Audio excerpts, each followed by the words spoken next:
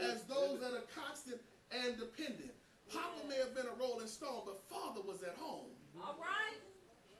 And we have to decide every day what we're going to be.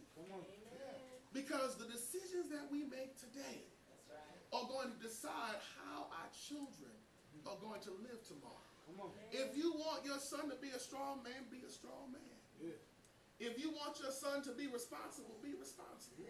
Fatherhood is one of those areas you can't tell, you just got to do. I can't tell my son to be faithful to his wife and not be faithful to mine.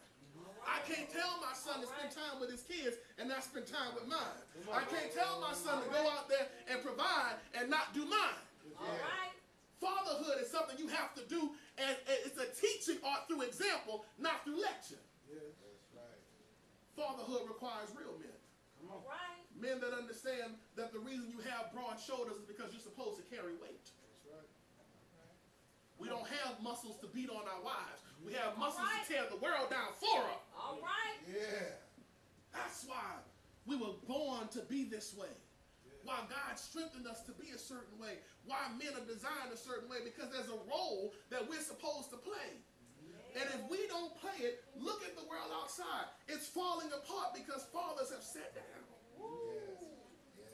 Too many fathers have sat down. And kids are raising themselves. Mama's trying to do both roles.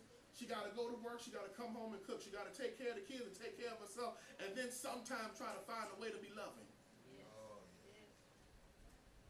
And then when the kid acts up, then everybody's mad. But if you see the kid acting up, what did you do? What did you do? Did you pull him on the side and say, hey, son, how you doing? You know, you shouldn't do that, right? Why don't we talk for a minute? Did you take the time to find out if they needed help? Did you take the time to find out where the deficiency was? See, we can't spend so much time on the blame and not on the reconciliation. So for where the fathers have sat down, some of us are going to have to stand up. Some of us are going to have to pick up.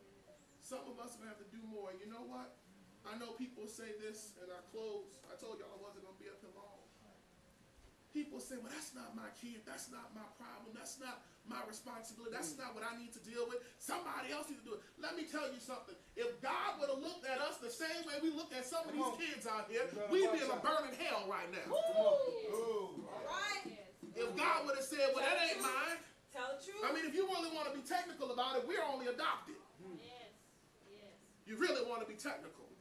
We're adopted. We ain't even biological. We weren't even the first group we chose. We're adopted. Watch out now. And so if we're not willing to adopt somebody else, then you go back to the same parable of the unforgiving servant. When God said, now wait a minute, I forgave you of much more. And now you will forgive your brother of a little. Well, God can say the same thing. I adopted you when the world was abusing you. I adopted you when nobody else wanted you. When you didn't have any other way to be saved, I adopted you into my heritage, into my lineage, into my family. And so how is it can we say that we are saved and that we are God-fearing men? Watch out. And we can't pick up somebody else's slack. We can't talk to another child. We can't pick up somebody else that needs to be dusted off and brought back to Christ. Come on. That's word. Men, we have to be men. And not just any kind of man. But godly men. And a godly man cannot be satisfied until he knows his job is done. And if you know that God called you in love with loving kindness as he drawn thee, then you know that you were made to give loving kindness. You're not finished until you've drawn someone. If I'm supposed to be like Christ and Christ drew me, then I need to draw somebody. And sometimes the person you're going to draw is going to be 10. And he doesn't know that he's not a bad kid, that he just don't know how to be a good kid. And until you teach him how to be a good kid, he's lost. He don't know that he don't have to wear his pants down to his ankles with his underwear out. He doesn't know because that's all he's ever seen. And every so-called man that he saw dressed that way. Every so-called man he saw had 3 or 4 girlfriends and 5 or 6 kids, and he didn't know there was another mankind. Oh, yeah. But if we want them to be different, then we got to give them a different example. Yes. We can't just look at them out our car windows and shake our heads and drive home to our kids. Come on, man. We got to get out there. We got to touch some lives. We got to do it. Because we can't expect God to do it all. He did the first part. He set us free. He set us free to go free others. He saved us so we could save others. He taught us so we could teach others. Come on. He fathered us so we could father others. As we celebrate Father's Day on today, fathers, I appreciate each and every one of you. I applaud you because you are doing what many won't. Yes. You are doing, there are many men that have children, Yeah. but there aren't as many fathers anymore. And we have to take that up. Because unless we do, we're dooming the world. Unless we do, we're dooming our children and our children's children to a world of mediocrity, poverty, ignorance, and selfishness. Because that's all they see. See, Father self-sacrifices. Right. You may not see him, but believe me, he hurts. He cries. He's doubled over sometimes.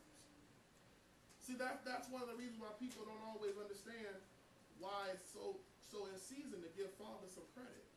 Because Daddy don't know how to tell you sometimes how much he's done. Daddy just figures that's part of the job. So he comes home and he goes to sleep, he eats some food, he goes back out. Amen. And everybody gets to spend time with Mama. Mama's the loving one. Mama kisses the boo-boos and makes you feel better. And everybody loves Mama.